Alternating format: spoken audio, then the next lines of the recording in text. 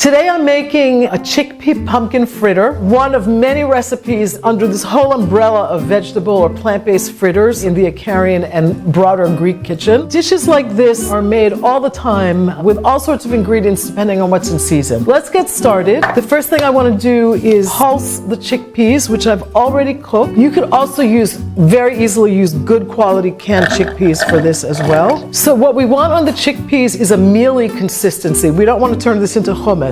So just pulse on and off until you get to that point.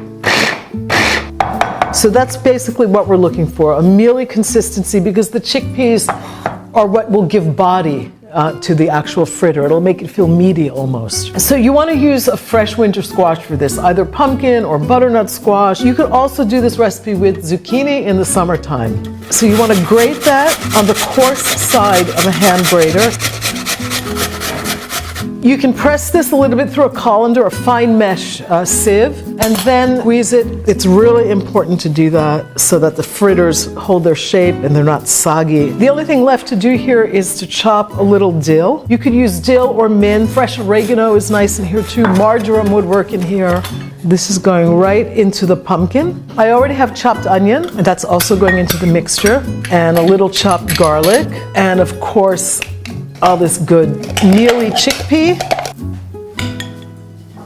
a little salt, and I'm actually doing half the recipe, so I'm not going to use the whole egg. And we'll see if we need more.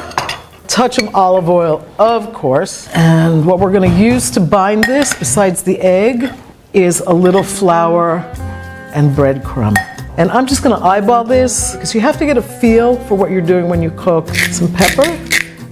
And let's see if it's going to need more flour or if it's going to hold its shape as it is. It smells really good.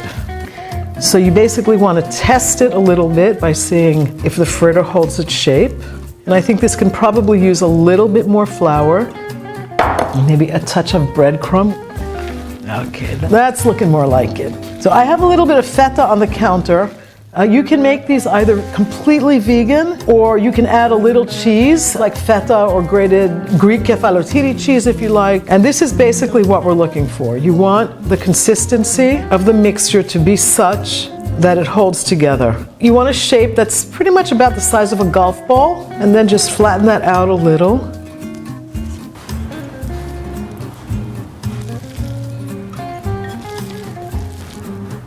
So I just saved a few spaces for a couple of them with some feta cheese. The cheese will definitely help the mixture stay together a little bit better. So these go right into the oven, which I've preheated to 350 Fahrenheit, and they're going to take around 12-15 minutes depending on your oven. Can't even begin to describe to you how great these smell. This is the kind of thing that disappears out of my kitchen in no time. I'm tempted, and I'm going to give in, and I want to show you the inside, what it should look like, because it looks perfect. This beats falafel any day of the week for me. These chickpea pumpkin fritters have that beautiful herbal palette of flavors, which is so characteristic of food in Ikaria. And this is another great example of a super easy, everyday dish with ingredients you can find anywhere. And I promise you, everyone's gonna love this.